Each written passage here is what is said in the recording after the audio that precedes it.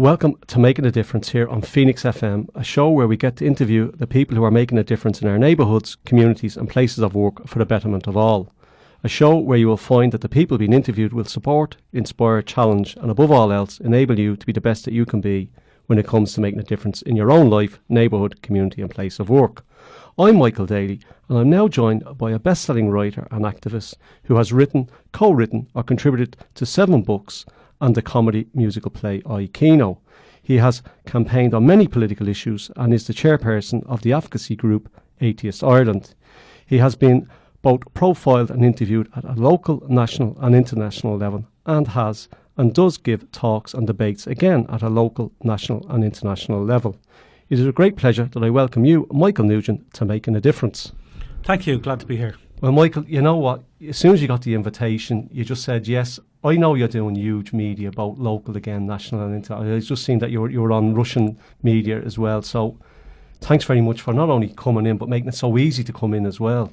Yeah, I always like to support local community radio stations because, I used to be involved in pirate radio years ago, back in the ARD days. And after that, we actually did a series of very local community stations like in Donnybrook or Ringsend, where we just go in and do a station for a community festival just for 2 weeks and then move on to another one. So I love local radio. I think it's really, you really love important. Media too. And, and I don't mean you use it in a bad sense, but you engage with it. You know the power of it. Yeah, well, look, we're living in a world now where with the internet that everybody can effectively create their own media. And I think it's a really exciting time to be alive. And like you embrace life. I know, and you're a serious guy when it comes to serious issues, and you love a bit of crack as well. Yeah, I think that's the balance. Because if you were silly all the time, you'd go mad, and if you were serious all the time, you'd go mad. Oh, man, and you do that, and you do that sometimes with your writing and some of your stories, and then you obviously do the serious stuff as well. And like, what are you up to now, Michael? What's going on now, work-wise, life-wise, and? Well, I'm doing a lot of campaigning with Atheist Ireland on issues of separation of church and state. And I'm also finally, after a few years off, getting back to writing books again. So I'm just finishing off at the moment a kind of nostalgia trip book about the 1970s and about the music and films and politics and just generally football and just growing up in the 1970s, which we both did together. We did in the 70s, and they were good times, Michael, weren't they, in many ways, you know? Yeah. It was like the whole era of like from glam rock through to punk rock. Like it was a great decade to be a teenager. And like, do we know when that's coming out, or can we push on that? Or no, I've written the first draft of it, and the way I tend to do books is I'll do it and then I'll sell it. So I'll probably in the new year now I'll try and approach publishers with it. Get out there in the new year and doing that. And like in terms, Michael, then of writing, do you enjoy the writing more than the going out and selling it, or like we've had writers in here, and some of them love the writing, and then some love actually going out and talking about it, or is it all the one to you? Well, they're different things. I think with writing, you kind of get absorbed in it, and you'll start doing something, and suddenly it's 4 a.m, and you've just lost yourself in the writing. So it's quite a solitary thing. Whereas as selling it is kind of like almost an extension of the political work that I do. It's just mingling and talking to people about it. And letting them know what's going on with it and doing that. And then like when it's sold, obviously a great achievement, and then the third thing, then getting out and promoting it. Do you enjoy the promoting bit of it, or is that? Well, to be honest, it's not my favourite part, but it has to be done. Right, so you just magnanimous about it, just get out and do it then and do it. And like, is that how you write, Michael? When you sit down, you just write through? Do you just keep going, or do you have a? I do a first draft, and when the key, I think, is when you're doing the first draft is you don't worry about how good it is. In fact, it's going to be pretty crap, and then you go back over it and you say, okay, that bit works, that bit doesn't, and 90% I think of writing is rewriting. And then you finally end up with something that you're happy with. Once you've chipped away all the nonsense that you put down in the first draft. Okay, so you just get it all down on paper. Get it all down there and then take it from there. Then. Yeah, okay. yeah. And like, why the 1970s? Was that a moment of inspiration, or was it? No, I think it was kind of a nostalgia trip thing. My wife died about 8 years ago. And I think possibly one of the ways of dealing with that is, going back in time and just remembering, things from when you were younger and so on. So it's a bit of an escape, I suppose. And it was a fun time to be alive. So it's nice to absorb myself in that for a while. Okay, and just take your mind away from all else that's going on around you, right? And just go back and it's kind of like you're back there then as well, isn't it? Like exactly, yeah, and particularly the music, like because you've got YouTube now where you think of a song, from when you were a child, no matter how obscure, and you'll be able to listen to it a minute later. So it's just put it up there straight away. Yeah. Okay, and I'm conscious like that your wife died too, and you mentioned there too, because you penned a beautiful piece in the Irish Times about that as well, that people still talk about now. Yeah, well, she was a great woman. I mean, she introduced me to a lot of things politically. She was an Anglo-Irish Protestant from Limerick, and up to then, like most of my growing up would have been with Catholic nationalists, which would be the traditional era that we grew up in. So it opened my eyes to a lot of things. And I remember one of the phrases that she always used was that about Protestants in the Republic of Ireland, that they were the forgotten minority of the troubles on the island, that we had essentially a sectarian Catholic state in the south and a sectarian Protestant state in the north, and we all focused on the discrimination against the Catholics in the north, but everyone forgot about the discrimination against the Protestants in the south. And Michael, and then like we think back to Wolfe Tone and Robert Emmet and all these were all Church of Ireland guys, and whether you agree or disagree, they were Church of Ireland. These were people who were more Irish than the Irish themselves. Yeah, I mean, it's we've come a long way. I mean, and the other thing this year, of course, 100 years on from votes for women. So I mean, the amount that Ireland has changed in the last century is just. In fact, the amount has changed in the last decade. Yeah, we're living in an era where the speed of change is as much a factor as the nature of the change. Yeah, but you don't seem to be threatened by that much. You seem to be embracing it and liking that change. And I'm talking about social media now, and there you have seen the beauty of YouTube and that whole thing of blogging and the whole thing. Like you seem to be, oh no, this is great. Make the most of it. Yeah, well, it's one of the things. Again, I think when, like from an early time, I remember my brother Billy died when he was only 19 in a motorcycle accident, and I can remember from then. Just a lot of things changed in terms of context, and it sort of put into perspective the type of things that I used to get into a fluster about. And just, most days, nothing really bad's going to happen, So you just get on with it and do your best. Like, Michael, it's not taking something powerful from something that's tragic, isn't it? Like, there's a tragedy, a young guy for your family, you, for Billy, obviously, and then taking something and turning that around to a positive. Yeah, well, as they say, every cloud, And but Michael, where does that come from? How do you take that? Like, did you learn that, or like how did you do that? Well, I've always, from a very, very young age, I stopped believing in religion. I remember when I was in primary school, we were given a project to do over the Easter holidays, which was to read the Gospels and rewrite them in our own words. And I remember I was a real swot in school, and I spent ages doing that. And I don't know if you remember those old copybooks where you had lines on the bottom of the page and a space at the top to draw pictures. So I was drawing pictures of the stories, and I was right. And about halfway through it kind of dawned on me that the Jesus character seemed to me like, Superman or some sort of comic book superhero. And so from then on, I was kind of seeing things as look, we're here as ourselves. We've got to figure out ourselves how to deal with things, how to be, kind to each other for its own sake rather than for fear of going to hell or something like that. And then shortly after that, I would have been introduced to the writings of Richard Dawkins. He's known most for his atheism now, but his science books were absolutely fascinating. He wrote a book called The Selfish Gene, another one called Unweaving the Rainbow, Climbing Mount Improbable, which were really well-written books about how to just understand how marvellous nature itself is. We live in a universe of, 1,000 billion galaxies, each of which has, 100 billion stars like our sun. That in itself is far more wondrous to me than any set of religious beliefs. Yeah, but Michael, at such a young age to come to that it's about being kind to each other, and it's about how do you come to that realisation? And I get that you're drawn and you're thinking this isn't for me, but to move from that to this is what it's about. Well, a lot of it would have come from my parents.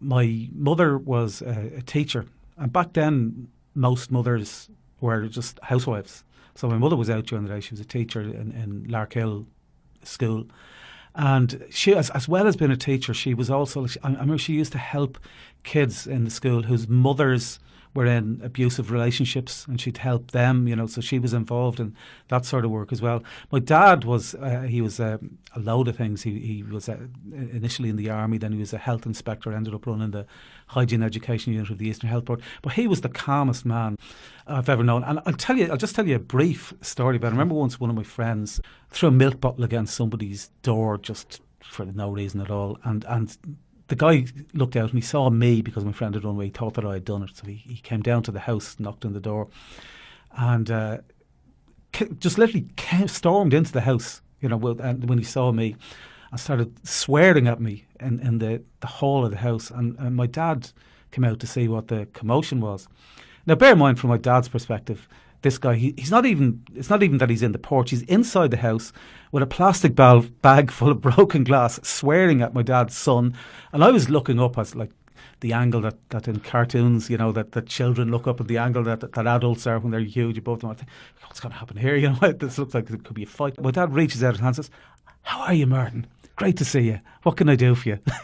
Just diffuse the just whole... brings him into the... And your son, come in and sit down and tell me about it. Your son, have a drink while you're telling me. Within 10 minutes, the guy was apologising for coming down, and he'd accepted that I had nothing to do with this mad altercation. And that was your dad putting it on. That was your dad just being your dad. Yeah. So, and exactly. So that's I remember my uncle once said about my dad that he was the sort of man that if a spaceship landed in the back garden, that he'd invite the aliens in for a cup of tea before he asked them who they were and where they came from. Yeah, but Michael, you're a bit like that, I'd say. Yeah. Honestly, you be that, not even that curiosity as to being aliens, but we're all human here. We're all... Yeah. Or not human as the case may be with aliens, but you're a bit like that. You have that demeanour about you. You have that manner about you. Well, I think it's one of the things that you ironically for me, some people will come to this through religious beliefs. I come to it from almost the opposite perspective. That I think once I realised, from my perspective, that we're all here sharing this planet by ourselves, we've got to work things out ourselves. I take it even further. I'm vegan, so I treat non-human animals, with the same respect as I treat humans.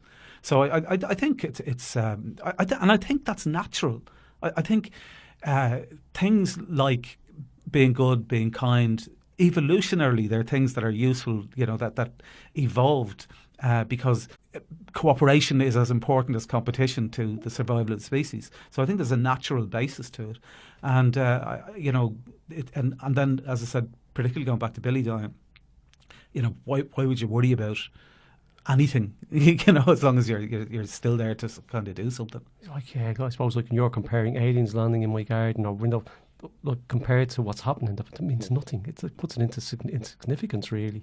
So, yeah. Michael, it's again that whole thing of taking something as tragic as that and then turning it around into a positive. Not that you're looking for this to happen, but you're saying, the last thing you want it to happen, obviously, but it's saying, look, this has happened, and then I compare everything to that, and then obviously your wife, then that probably brings it back to you again. Then going, hold on a second, like this is a tragedy, not a window. And again, like Anne had her problems too. Not only was there prejudice against Protestants in Limerick when she was growing up, particularly Anglo-Irish Protestants, but both of her parents died of cancer very young, so she was, had a lot of problems to deal with, and she got through it. But one of the things that we both found solace in and that we both worked together on was just campaigning politically on issues, not on party political issues. Like the big thing that Anne and I worked on was Northern Ireland, was campaigning against terrorism in Northern Ireland from either side. IRA and loyalists, and our issue was we didn't care whether there was a United Ireland or a United Kingdom. As John Hume used to say, you can't eat a flag. What we were campaigning for was the principles that you'd build a decent society on. Like mutual respect and civil liberties and freely given allegiance to whatever institutions of state are there. So that's an extension now with what we're doing in Atheist Ireland. Is campaign, like, although we promote atheism, and I strongly believe that it's far more likely that there's no God than that there is a God, and I believe that it's that faith is a very unreliable way of understanding the world, because if you look at faith, what happens is different people come to different conclusions from the same evidence, so it's clearly unreliable. Whereas with science, different people will come to the same conclusion. So I think that's more reliable. But we spend most of our time campaigning for freedom of religion and belief, and supporting people's rights to be religious or non-religious, as long as the state stays neutral and the state isn't taking sides by giving control of 90% of our schools to the Catholic Church, forcing people to swear a religious oath in order to become president or judge or a member of the Council of State. So a lot of our work is campaigning on those issues. And on those issues, we will campaign alongside religious people who also are discriminated against minority religions. Which you do. Which we do. We work with the Evangelical Alliance of Ireland and the Ahmadi Muslim community of Ireland, with very different worldviews, but we're all discriminated against. We all recognise the right to hold our beliefs without necessarily, believing in the same things. And one being stronger than the other, or one having more power in the country than the other. And Michael, I suppose, just in terms of dealing with your brother's death, your wife's death, at a time like that, people would call upon their faith, or they'd use their faith. Where would you have got the strength to carry on in them times, or how do you come through that, Michael? If you're talking to people, they'd have to say, it was my faith, or it was my religion, or my beliefs. If they're not there, where do you draw the strength, or where do you draw the solace to keep going? Well, part of it is, and there's a funny kind of statistic, which is that there's studies done on people being anxious about dying, and the people who are least anxious about dying are atheists. And the people who are most anxious about dying are religious people. So I think what it comes down to is the way I see death is there's nothing to be afraid of because there's nothing there. It's the same as the billions of years before we were born. There'll be another billions of years after we're born, and I don't get concerned about what happened before I was born, so I'm not going to get concerned about what happens after I die. I remember one of the things that Anne said when she was dying. She was diagnosed with cancer, so we had a year and a half, to really get in as much as we could before she died. But I remember one morning that we kind of woke up early in bed, and we were just cuddling together, and there were 3 of the cats on the bed with us and just listening to the radio. It was a really, really nice moment. And Anne said to me, I'm really going to miss this. And then she realised what she said, and she said, actually, no, I'm not. You're really going to miss this. So it's I think it's recognising when the person is dead, they're not in pain anymore. There's no suffering, and we're all going to be there eventually. And given if you take the amount of time that the universe has existed and the amount of time that the universe is going to continue to exist, the difference between dying at 19 as Billy did and dying at mid-50s as Anne did and late 80s as my father did, that difference is infinitesimal in the overall scheme of things. And what matters is the quality of your life rather than the duration of it. And in terms of that quality, Michael, you're packing in as much as you can with the different things that you have going on. And hearing you talking, lying in bed with Anne and the cats and all that, and obviously you miss that. There's no question of that. Where do you take comfort in that moment, or how is it? Is it the work that you're doing, or is it in your writing, or is it in the writing that you have done? Just in terms of there you have a sense of you're a well thought out guy, right? We know that, Michael, and we hear it here, right? And you're a man of conviction. You're a man of where does that come from, Michael? Your mum obviously doing great stuff, unbeknownst to others, down in the school with mothers struggling, women struggling. Is that where that sense of justice came from, or that sense of... Yeah, I think a lot of it must have come from my parents. I mean, they were a very liberal family, for the time. They never, let's say with regards to religion, they brought us to Mass, but they never insisted that we go to Mass. They brought us to show us what it was like, and to make up your own mind. Whenever you feel that you want to go, and if you don't, they always taught us that to think for ourselves and to figure out what was important to us ourselves rather than forcing anything on us. And I think that's probably quite wise, because I think if you try to force things onto people, they're more likely to rebel against it. So I think you just do as much as you can in any given day. There's another thing. I remember once, actually, I went through a phase of reading self-help books about, how to succeed, how to be a success in this, that and the other, and there are a whole lot of things in it. And there was an exercise in one of those books about how to be successful, and it was, if you give yourself a strong enough emotional why, that'll free up the rest of you to pursue the how. So, and the way they suggest you is say, pick out all your goals and say, why do I want this? Well, I want it so I can get this. Why do I want this? So that I can do that. And you keep going deeper and deeper until you come to something that's really emotionally strong for you. And I found that for all of the goals that I had at that time, underneath all the layers of sub-reasons, the ultimate underlying reason for all was that I wanted to be happier. And then it kind of dawned on me, well, why am I trying to be successful if really what I want is I want to be happy? Why am I trying to study successful people when I could just study happy people? So I started studying, well, what do happy people do? And so, what happy people do is they absorb themselves in whatever activities they're doing. They have a sense of meaning, a sense of purpose, a sense of connection. Now, some people will find that through religion, others will find it through philosophy and so on. And they have relationships with other people, and they interact and they help other people. And so it kind of dawned on me, well, if there's loads of people that are really successful, but they're not happy, so why not just go straight for things that are more likely to make you happy? But that's like Michael thinking that through really well, isn't it? Going, there are people who are happy who maybe are not seen as being successful if it comes to wealth and power and fame, as how the dictionary defines what success is. And yet here they are going, well, why wouldn't Michael, I've never met anyone that didn't want to be happier. Exactly. It's underneath everything is because you want to be happy. And even if some people say, well, it's not that I want to be happy, I want to make other people happy. Well, the reason that you want to make other people happy is that'll make you happy. And that's what you do then, isn't it? If that's what makes you happy, then go and make other people happier there. And like in terms of them, Michael, and you don't have to name them, have you come across happy people? Have you met happy people and said, I love what they have, or they seem to have something, or have they in some way influenced you or had an impact on you? Most of the work that I do, if you go down that route, it tends to be voluntary work. You tend to find like-minded people, and people who are working voluntarily for a better society, however they perceive it, are probably more likely to be happy than people who are just trying to make their way up the greasy ladder. Which so many of us are taught to do, Michael. Michael, I'm conscious you have a book there, and I'm just conscious of time too. Books, Michael. You're obviously you're a writer. Are you a big reader? Well, you wanted to talk about books, so I brought in this book which is called "Make Every Word Count," and I got this when I was in college, and as you can see, I've still got those highlighted parts were highlighted back when I was in my teens, so it's about 40 years ago.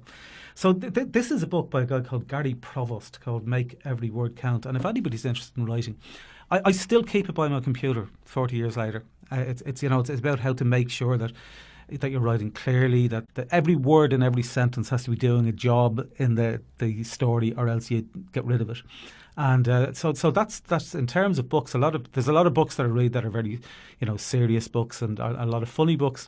But in terms of influencing what I have done in my life, that particular book probably has had more effect on me than any other.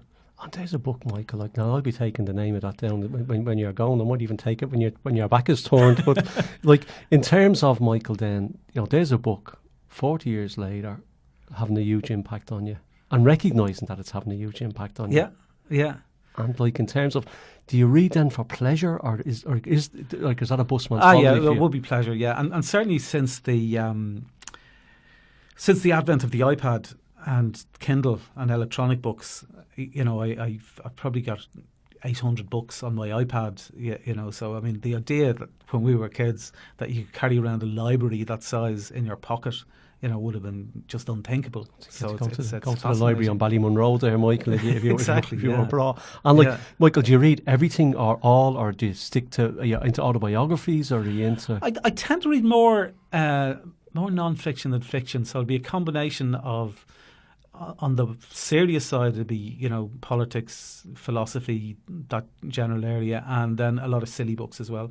And then I'd also watch a lot of football as well. So that's you're a big football man. I know you're a big football man as well. Yeah. Like and Daily Mount. Are you still going down to Daily Mount? I haven't gone as often. This has been one of my disappointments now in life. Is I was a very big fan of Bohemians from when I was a child.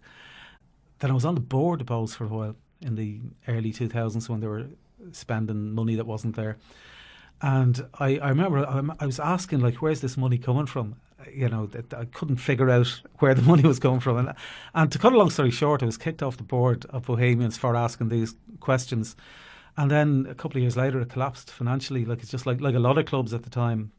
It was just spending money that wasn't there back in the boom, which is very weird because a lot of people who are football board members, in their real lives, they're responsible people and they're able to keep a roof over their head. They're not sitting there begging. But wouldn't they just go mad once they take over a football club? Is that what a lot of, regardless of the clubs, like if you're into sailing and when you get down there, you forget that you're a corporate person in your real life, and you get down, now you're down here and it's all about the sailing, but you should be wearing your corporate hat if you're sitting on the board. Or well, the shame with Bohemians is, because it was a members club, it still is a members club, but because there were generations of people built up Dalymount as a community asset, and then it was suddenly gone now. And in fairness, the council owns it now, so which it is will great. stay there. There's good times ahead, Michael. We'll get you back down there. Yeah, I'll tell you, Michael. I'm just conscious. A song. Have you a song for us? Is there a song you'd like to? And if there is, why that song? And who would you like to dedicate it to?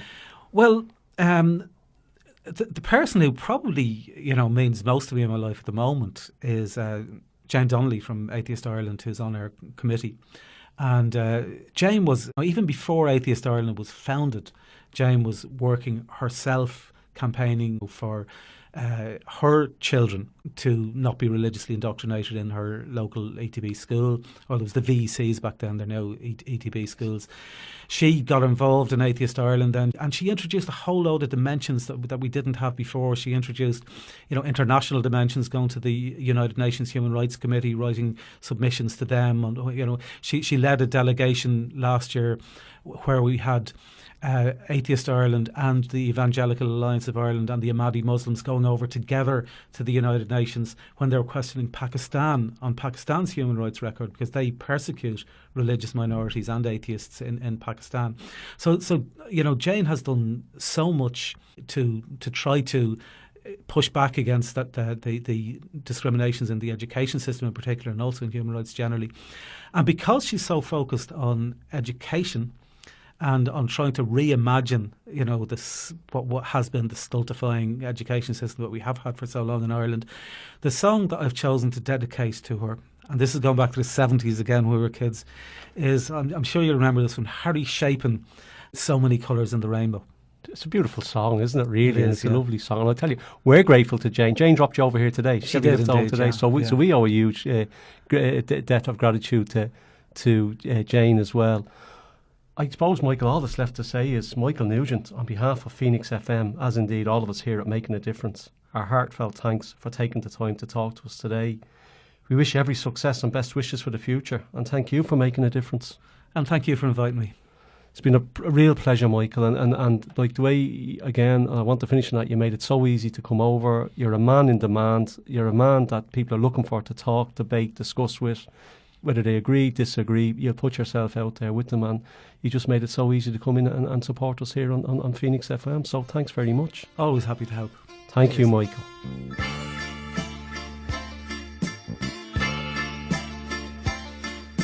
The little boy went first day of school. He got some crayons and he started to draw. He put colors all over the paper. All colors was what he saw. And the teacher said, "What you doing, young man?" "I'm painting flowers," he said. She said, "It's not the time for art, young man. And anyway, flowers are green and red. They're the time for everything, young man, and the way it should be done. You've got to show concern for everyone else, for you're not the only one." And she said, "Flowers are red, young man, and green leaves are green. There's no need to see flowers any other way than the way they always have been seen." But the little boy said, "There are so many colors in the rainbow, so many colors in the morning sun, so many colors in a flower, and I see everyone."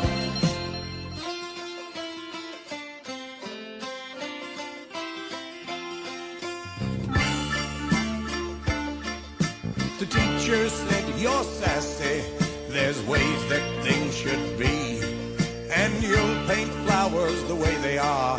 So repeat after me. And she said, flowers are red, young man, and green leaves are green. There's no need to see flowers any other way than the way they always have been seen. But the little boy said, there are so many colors in the rainbow, so many colors in the morning sun, so many colors in the flower.